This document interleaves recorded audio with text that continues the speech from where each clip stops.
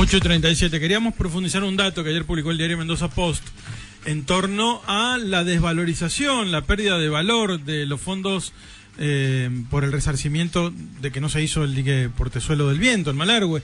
Es un dato fuerte que dio el diario y que queríamos conocer en detalle qué es lo que pasó, cuánto se desvalorizó, para qué sirve lo que tenemos, cómo lo podemos comparar, y es por eso que llamamos al director del diario, que se llama Santiago Montivero. Buen día, ¿cómo va?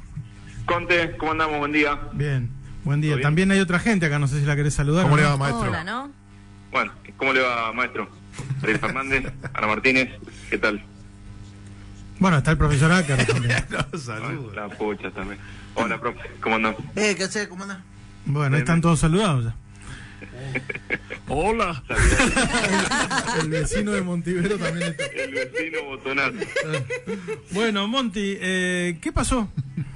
Perdimos muchísima plata, como quizás nunca perdimos en la historia reciente de Mendoza. Pero mucha guita.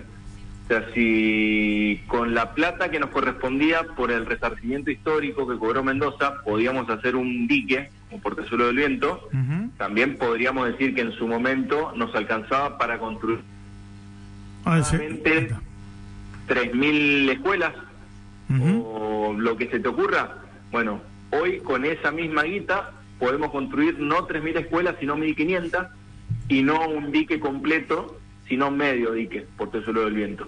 Ahí hubo a nuestro entender, una administración conservadora de esa plata, que se mantuvo en una misma moneda, y por lo tanto, a partir de las condiciones macroeconómicas que tenemos en el gobierno actual, perdimos un montón de poder de compra con ese dinero. No es que se lo dilapidó el gobierno, pero lo administró mal. Si querés, vamos de atrás para adelante. A ver.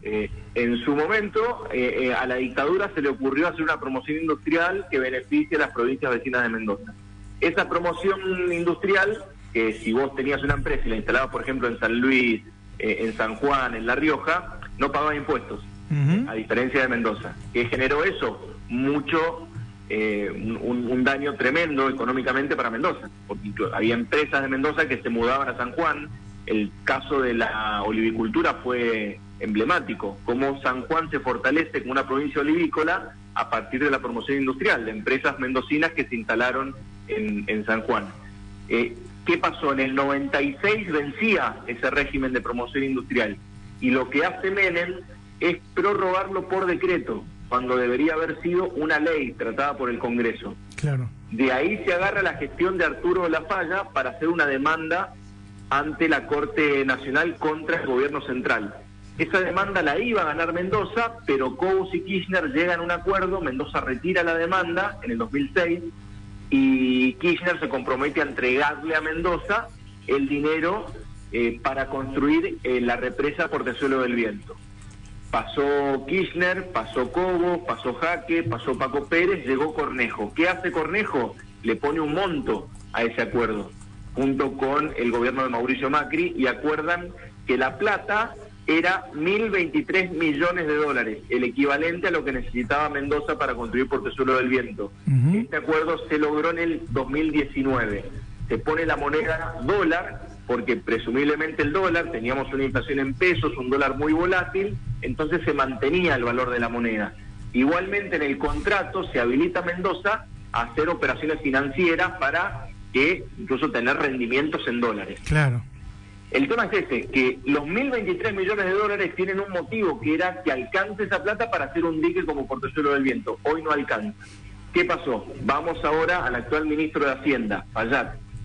Hasta diciembre del 23 era lógico que la plata esté en dólares. De hecho, empezó a hacer algunas colocaciones en bonos en Estados Unidos, en bancos de Estados Unidos, para tener algo de rendimiento. Que en ese momento estaba bien pensar en que no se te pudriera la plata debajo del colchón, para hablar en términos usuales, ¿no? Claro, porque incluso hay inflación en dólares, mínima, pero la hay. Y Fayad logra que los 1.023 millones sean 1.035 hoy en día. Tenemos 12 millones de dólares más. Perfecto. ¿Cuál es el tema? Que desde diciembre del 23 a hoy el dólar estuvo planchado, y la inflación en pesos y los costos de la construcción siguieron subiendo. Entonces hoy, en un año y medio, la inflación en dólares de materiales de la construcción, por ejemplo, fue del 100%. Por eso, en diciembre del 23, con esa plata, aproximadamente 1.000 millones de dólares, podíamos comprar 150 millones de bolsas de cemento. Hoy 85. Es quizás el insumo para la construcción fundamental es el cemento. Claro. Hoy podemos hacer la mitad de las obras que hubiésemos hecho en su momento. Pero ustedes me dirán, bueno, pero Fallat no puede hacer timba con la plata de Mendoza, o hacer carry trade, poner algo de dólares, algo en pesos. El tema es que, siendo ministro de Hacienda de Mendoza, teniendo contactos con fondos de inversión, viajando a Estados Unidos, teniendo la información que no tiene un vecino de a pie, o que no tenemos nosotros, porque él está muy conectado, llama la atención que ya desde el 2024 del año pasado no se haya contemplado inversiones en pesos. Hay un decreto que sacó la provincia de Mendoza, firmado por Suárez y Nieri en el 21, que reglamenta qué inversiones se pueden hacer con los fondos públicos y qué no, qué inversiones financieras.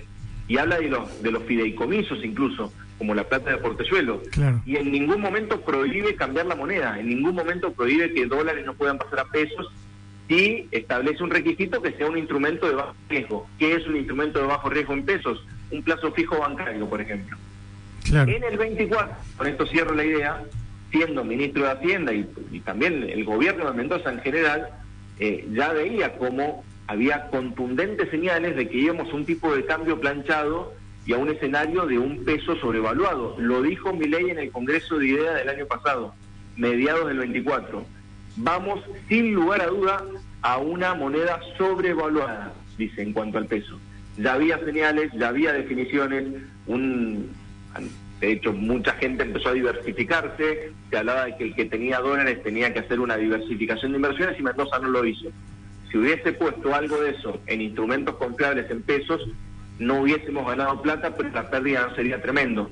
No nos alcanzaría hoy la plata para hacer un portezuelo completo, ni para construir 3.000 escuelas, pero 3/4 de portezuelo a lo mejor podríamos haber tenido plata para construirlo. No es que vayamos a hacer portezuelos para tener una referencia. Claro. Ahora, te lo planteo al revés, porque estamos hablando hasta ahora de un problema de manejo financiero, una impericia en todo caso. De administración, sí. Claro, que no la cinturearon bien de alguna manera. Ahora, también puede ser que se hayan demorado demasiado en utilizar la plata, en hacer obras, porque todo el mundo lo decía, está esa plata ahí, no llaman a licitación, no concursan proyectos.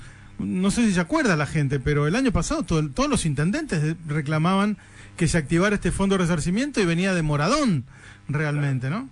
Sí, también.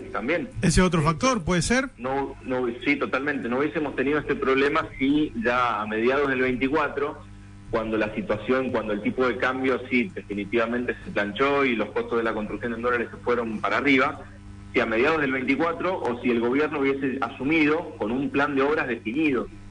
Porque da la impresión que hoy en día tampoco está definido completamente el plan de obras que van a hacer con esta plata. Van tirando de apuchitos. Ayer anunciaron unas obras de saneamiento y de agua para Luján, pero mira, un dato. Dijimos que Mendoza, con estas operaciones en dólares que hizo, tiene 1.035 millones de dólares ahora. ¿Sabés cuánto se ha gastado de esa plata? 800 millones de pesos, menos de $1 millón. ¿Cómo? 0,01%. Eso es lo que se ha gastado, pero no es lo que se ha programado, porque hay programación de obras bastante más elevadas, ¿no? Claro, no digo el cash, como dice el flaco, crocante. ¿Cuánta plata salió en billete? Menos de $1 millón, un 0,01%. O sea, no se ha gastado nada de esa plata. ¿Y en qué se gastó? Hay 6 obras que ya están en ejecución y se han pagado certificados. Claro. De obra. Son 800 millones de pesos. Es decir, que no se ha activado ni el mercado, ni se ha avanzado demasiado rápido con las obras, y la plata puede seguir perdiendo valor, porque ahora vos has hecho un análisis para atrás, pero si mirás para adelante, esta demora también puede generar que se siga desvalorizando, ¿no? Y el año pasado tenías rendimientos de un plazo fijo en pesos, incluso u otros instrumentos confiables en pesos que tenían un rendimiento del 4% mensual. Hoy ya no. Ya pasó esta época también. Hoy, si querés diversificar, no va a ser el mismo escenario que hubiese sido mediados, fines de 2024. Mirá vos. El gobierno, nosotros hicimos los cálculos, las cuentas, consultamos en el gobierno y en Hacienda. Ellos ratifican que no, que es una locura pasar parte de la plata a pesos. No están de acuerdo. Que claro, que eso sería altamente especulativo, medio que chicanean porque dicen, sí, con el diario del lunes deberíamos haber comprado Bitcoin. No digo Bitcoin y no digo toda la plata, pero algo podrían haber puesto en pesos, ya que había contundentes señales en el mercado y también en las autoridades políticas. Sí. Yo quiero imaginar que el ministro de Hacienda de Mendoza chatea al menos con Luis Toto Caputo, que el gobernador de Mendoza tiene vínculo con Guillermo Franco, lo tiene con Caputo, con Milei, y que hay información privilegiada, entre comillas, pongámoslo, que manejan las autoridades de Mendoza. Entonces no termino de comprender esto de no haber diversificado un poco el fondo y no haber impedido esto. Está claro, porque la cuestión es que los periodistas no le vamos a decir lo que tienen que hacer, pero sí podemos criticar cuando lo hacen mal.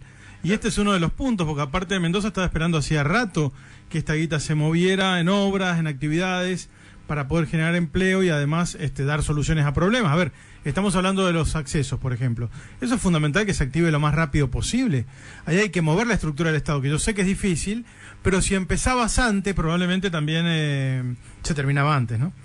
Sí, y está subiendo todo en dólares, insisto, por eso nos alcanza cada vez menos la plata. Ustedes lo hablan con los informes, los índices de la construcción de Mendoza, dan cuenta de ello. Hoy un metro cuadrado de las propiedades en dólares han subido un montón en los últimos tiempos. Y nosotros que tenemos dólares, todo, completamente toda la plata en dólares. Bien. Y acordate, por lo que decía recién, 2022, me acuerdo presentación del actual senador Martín Kirchner reclamando esto, ¿no? Justamente.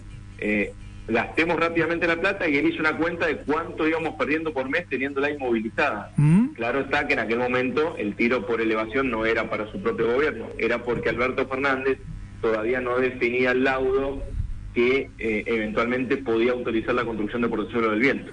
Claro, exacto. Bueno, pero esto hay que ser serio y mantener la misma conducta y posición siempre, digamos, ¿no? Me parece que ante la ausencia de una oposición seria, que tenemos una oposición gritona y que hace videitos y no se mete en estos temas, nos toca a nosotros por ahí encontrar estos datos, ¿no?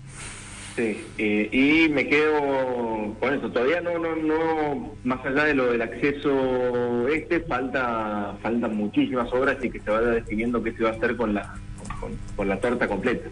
Bueno, viste que Jaque se quejó de que a Malargo no le han dado nada, y el gobierno le dijo tampoco ha preparado ningún proyecto, porque en esto tenés que tener un proyecto ejecutivo básicamente como para arrancar. Sí, nosotros habíamos contado, la verdad, este banco de proyectos que había abierto el gobierno provincial para y naranja. Naranja Fanta. Claro. No pasó nada. Bueno, Monty, muy buen informe, ¿eh? Bueno. Ya está. A las 12 no salís al aire hoy en el otro programa. No. La gente se le está yendo al programa, ¿viste? Se vino la Anita. Sí. Tu compañera. El saco es buenísimo, sí, la verdad que es envidiable. Escuela del 74. Faltaba vos, Monty, nada más en la lista. Para, que está diciendo algo que no le escuché bien. ¿Qué dijiste, Monty? Supervisora de escuela del 74. No. ¿Podemos cortarle? Y mala, aparte, mala. No, yo estoy con la Anita, Monty. Gracias, chao. Gracias por todo, ¿eh?